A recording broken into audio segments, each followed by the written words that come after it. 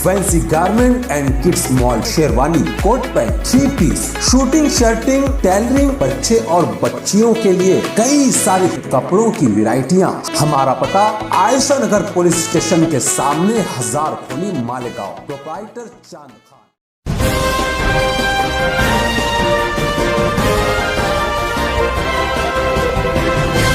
मानव समाचार, मानवता के हक में। पिछले 3 से 4 महीना हो गया हम ऑफिशियली ऐसी कोई प्रेस कॉन्फ्रेंस नहीं लिए और जानबूझ के हम नहीं ले रहे थे। हम भी शहर में देखना चाहते थे कि जनता दल अगर बदनवानी के सवाल पे नहीं बोलेंगी तो कोई दूसरा लीडर या कोई दूसरी पार्टी उस सवाल पे बोलती है कि नहीं बोलती है। और 3-4 महीने में हमने ये महसूस किया कि इस शहर में अगर जनता दल नहीं बोलेंगी तो कोई भी लीडर, कोई भी पार्टी करप्शन और बदनवानी के सवाल पे मुंह नहीं खोलेंगी। और पीछे 2 मरतबा प्रशासक राज होने के बाद 2 मरतबा शेख रशीद साहब ने प्रेस कॉन्फ्रेंस ली। ये उसी मिसाल की तरह है कि 900 चूहे खाकर बिल्ली गंगा नहाने के लिए जा रही है। कि जब इनके पास इक़्तिदार था, शिवसेना के साथ 5 साल तक इन्होंने मलाई खाई, मिलजुल कर खाई, और जब अब इक़्तिदार चला गया तो अब दादा भूसे साहब के इनको अब वो अच्छे नहीं लगते। हम ऐसा मानते हैं कि ये एक सोची समझी प्लानिंग और साजिश के तहत किया जा रहा है। जिस वक्त इनको काम करना चाहिए था, जब इनके पास इक़्तिदार था, कुर्सी थी, महासभा की पावर थी, उस वक्त इन्होंने कुछ भी नहीं किया। शेख रशीद साहब का एक जुमला जो बदनवानी को बढ़ावा देने के लिए काफ़ी है कि शिवसेना के कुछ नगर सेवक में हमारे पास आते थे और ऐसी जगह बजट डालने के लिए बोलते थे जहां पर ऑलरेडी काम हो चुका है।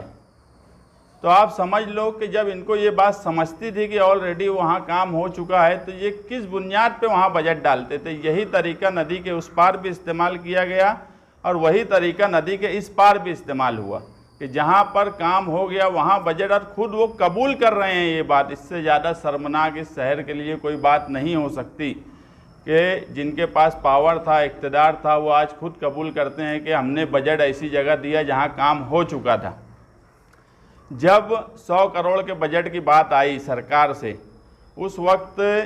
जो टाइटल आए काम के, हमने 16 मई 2022 को प्रेस कॉन्फ्रेंस लेके ये बात बोली कि नदी के इस पार मालेगांव सेंट्रल हल्के में सिर्फ 7 करोड़ का काम है और आउटर में भी सिर्फ रमजानपुरे के हिस्से में जहां अक़लियती लोग रहते हैं वहां 7 करोड़ का काम है। और 30% कारपोरेशन अपना बजट दे रही है सरकार को, और 30 और 70 का जो बजट है उसमें 50-50 होना तो 80% टैक्स जहाँ की आवाम देती है वहाँ 80% काम होना चाहिए था। हम भी ये बात समझे कि चलो एक मिनिस्टर का काम है तो कम से कम 50-50% तो होना चाहिए। और उस वक्त हमने ये बोला था कि महासभा लेके ये टाइटल रद्द करो काम के। अगर आप लोगों को ध्यान होगा तो ये काम रद्द करो और वापस आधा इस हिस्से का काम दो और आधा उस हिस्से का काम दो। 15 जून तक इक़्तिदार रहा, 15 जून तक कारपोरेशन हमारे ताबे में रही, हम भी कारपोरेटर थे, मगर इन्होंने कोई विषय महासभा में नहीं लिया। उस वक्त इनके पास पावर थी, ये चाहते तो वो सब काम रद्द कर सकते थे और अपने जो सही काम है वो काम दिए जा सकते थे, मगर उस वक्त नहीं किया गया। और आज बोला जाता कि 100 करोड़ के काम भी उन्होंने अपने हिस्से में डाल लिया। ये वही बात हो गई कि जब तुम्हारे पास इक़्तिदार था, तुम्हारे पास पावर थी, उस वक्त आंख बंद कर लिए, और जब सब चला गया उस वक्त किसी की बुराई करना, ये बात शहर की आंख में धूल झोंकने के बराबर है। और शहरियान देख रहे हैं कि पिछले 5 साल से हम मुसलसल ये बोल रहे हैं कि नदी के उस पार काम ज़्यादा हो रहा है और नदी के इस पार काम नहीं हो रहा है वैसा। और आज इसकी ये जीती जागती तस्वीर मालेगांव शहर की सड़कें और सारा इंफ्रास्ट्रक्चर हमें बता रहा है कि आज मालेगांव शहर के सेंट्रल हिस्से का या नदी के इस पार के हिस्से का क्या हाल है। 5 साल का इक़्तिदार, पहली बार ऐसा हुआ कि किसी एक पार्टी को मुसलसल 5 साल इक़्तिदार मिला, मगर उसके बावजूद भी उन्होंने ऐसा कोई काम नहीं किया जिसके लिए हम उनकी सराहना करें या उनका इस्तकबाल करें। क्योंकि मालेगांव शहर की सड़कें हो या जो भी हालात हैं, हम पहले मुझे ये बोला जाता था, यानी आम तौर पे कहावत है कि कोई भी शहर के बारे में कि ये शहर 20 साल पीछे हो गया, 25 साल पीछे हो गया। तो मुझे ना ये मिसाल कभी समझ में ही नहीं आई कि यार ऐसा कैसे हो सकता है, काम काज शहर का है, अपने हिसाब से चलते रहता, पीछे हो जाने का मतलब मैं कभी समझा नहीं। वो मतलब मैं अब समझा, जब मालेगांव शहर में निहाल साहब के वक्त में लोग ये बोला करते थे कि कॉलेज लाना चाहिए, कोई बड़ा इंफ्रास्ट्रक्चर का काम होना चाहिए, ये सब डिमांड हुआ करती थी कि फार्मेसी कॉलेज लेके आए अगर निहाल साहब तो उससे और बड़ी कॉलेज लेके आए, कोई दूसरी चीज़ें करें। लेकिन अब मालेगांव शहर का ये हाल है कि अब मालेगांव के शहरियान भी ये बोल रहे हैं कि भैया रोड ही अच्छी बना दो, गडरी हमारी सही बना दो। तो अब मुझे समझा कि शहर का पीछे होना किस तरह होता है, ये मालेगांव शहर को इन्होंने इस हाल पे पहुंचा दिया कि आज शहर 20-25 साल पीछे हो गया। जो शहर जिस वक्त बड़ी बड़ी बात करता था, बड़ी डिमांड करता था, आज वो शहर के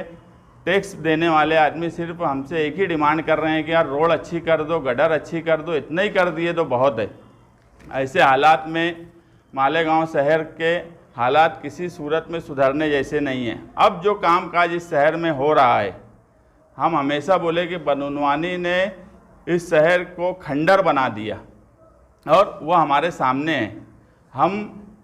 ये बोलना चाहते हैं कि अभी जो भी काम हो रहा है वो सरकार के फंड से हो कि कारपोरेशन के फंड से हो, महकमा PWD करे या महकमा कारपोरेशन करे, हम ये चाहते हैं कि जहाँ पर काम हो रहा है इतने हैवी एस्टीमेट बनाए जा रहे हैं कि जो काम की क्वालिटी, जो काम 25 लाख रुपये में अच्छी क्वालिटी का बनेगा उस पर 1 करोड़ का बजट डाला जा रहा है और उसके बाद उस ढंग का काम नहीं हो रहा है। अगर उसको 4 रोड उसकी बना दी जाए तो भी रोड की क्वालिटी अच्छी रह सकती है, मगर किसी को ये बात समझ में नहीं आती। अब आगरा रोड की मिसाल ले लो कि आगरा रोड पर कम से कम 30-35 करोड़ खर्चा हो चुका, कभी सीमेंट रोड के नाम पे, नाले के नाम पर, डिवाइडर के नाम पर, मगर किसी भी शहरी को ये समझ में नहीं आता कि ये रोड शुरू यहाँ से होंगी तो ख़त्म कहाँ होंगी। ऐलान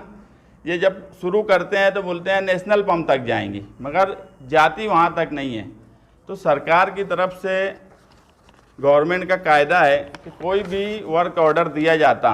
तो उसमें लिखा होता है कि यार वहाँ पर बोर्ड लगाया जाए कि वो काम का तखमीना क्या है, उसका बजट क्या है, वो काम की रुंदी कितनी है, उसकी चौड़ाई कितनी है, ज़मीन के नीचे कितना काम होगा, ज़मीन के ऊपर कितना काम होगा। मगर मालेगांव शहर में बोर्ड नहीं लगाया जाता। बजट शुरू होता है 50 लाख से, उसके ऊपर और बजट डाल दिया जाता है 25-50 लाख का, मगर किसी को समझ में नहीं आता कि ये काम किस क्वालिटी का है और किस क्वालिटी का होना चाहिए। तो हम PWD महकमा और कारपोरेशन दोनों को लेटर दे के 8 दिन में उनको कहेंगे कि जहाँ भी काम चालू है और जो काम हुआ है, वह आगरा रोड हो या दूसरे गलियों के छोटे काम, जो कानून है बोर्ड लगना चाहिए वो वहाँ पर बोर्ड लगाएं ताकि क्वालिटी लोगों को समझ में आ जाए। क्योंकि ऐसी बंदरबाट चालू है सरकारी फंड की भी कि अगर उस फंड से सही ढंग से कामकाज ईमानदारी से लीडरान करें तो हर चीज़ सही हो सकती है। और जो लीडर भी बड़े बड़े दावे कर रहे हैं कि हम इतने करोड़ ला रहे हैं, सिर्फ हम भी सुन ही रहे हैं, हम उतने करोड़ ला रहे हैं, अगर वो ईमानदार हैं तो उन्होंने अपने अपने हिस्से में बोर्ड लगाने का काम शुरू कर दे। मेरा अंसार रोड का काम चालू है मेरे वार्ड में, मैं 2 दिन में वहाँ मेरा बोर्ड लगा दूंगा। और अगर लीडरान ईमानदार हैं तो उन्होंने तखमीने का और पूरा जिस तरह से दूसरे शहरों में बोर्ड लगाया जाता है नक्शा बनाकर, उसमें टोटल हर चीज़ लिखी जाती है, नक्शा रहता है कि ज़मीन के नीचे कितनी खड़ी डाली जाएंगी, कितना मुरुम डाला जाएगा, उसकी मोटाई कितनी होंगी, चौड़ाई कितनी होंगी, लंबी कितनी रहेंगी। तो ऐसा बोर्ड सब ईमानदार लीडर जो अपने आप को इस शहर में ईमानदार बोलते हैं तो उन्होंने खुद से लगवाना चाहिए। अगर 8 दिन में बोर्ड नहीं लगा तो कारपोरेशन महकमा और PWD महकमा के बाहर ढोल बजाकर हम आंदोलन करेंगे ताकि उनके कान तक हमारी खबर जाए। और अगर उसके बाद भी हमारी बात नहीं होती तो जहाँ पर भी जिस भी लीडर, जो भी लीडर से काम हो, वो हमारे पार्टी के हों कि दूसरी पार्टी के हों या कोई भी हो, अगर वहाँ बोर्ड नहीं लगा रहेगा तो उस जगह पर हम महल्ले की आवाम को लेके ढोल बजाएंगे। पहला काम हमारा है कारपोरेशन और PWD के ऑफिसरान अगर काम नहीं किए तो उनके ऑफिस में ढोल बजाएंगे नहीं तो जहाँ काम होगा वहाँ के महल्ले वालों को लेकर वहाँ ढोल बजाएंगे कि यार ये जो काम हो रहा है इसमें बदउनवानी है अगर बोर्ड नहीं लगाए तो। ये इस तरह की हम डिमांड कारपोरेशन और PWD से करते हैं और शहरियान से भी कहेंगे, गुजारिश है कि उनकी गली महल्ले में किसी भी किस्म का काम हो, वो ठेकेदार से, जो कारपोरेटर हो, जो लीडर हो, कोई भी हो, अगर काम शुरू हो रहा है, इफ्तिताह हो रहा है और महल्ले के सरकर्दा अफराद को बुलाया जाता है तो उन सरकर्दा अफराद की भी जिम्मेदारी है इस शहर को सुधारने की। उन्होंने भी पहला सवाल ये करना चाहिए कि यार तुम पहले यहाँ बोर्ड लगाओ कि ये कितना तखमीना है, किस तरह का काम है, उसके बाद ही वो किसी भी प्रोग्राम में हाजिर हो। नहीं तो शहर के सरकर्दा अफराद बेचारे वहाँ पहुँच जाते और उनसे सिर्फ टेकम फोड़ा मरवा दिया जाता। उनको ये भी नहीं पता होता कि ये काम कितने का है, ये काम की क्वालिटी क्या होना चाहिए या क्या होंगी। तो मैं तमाम ही शहर के सरकर्दा अफराद,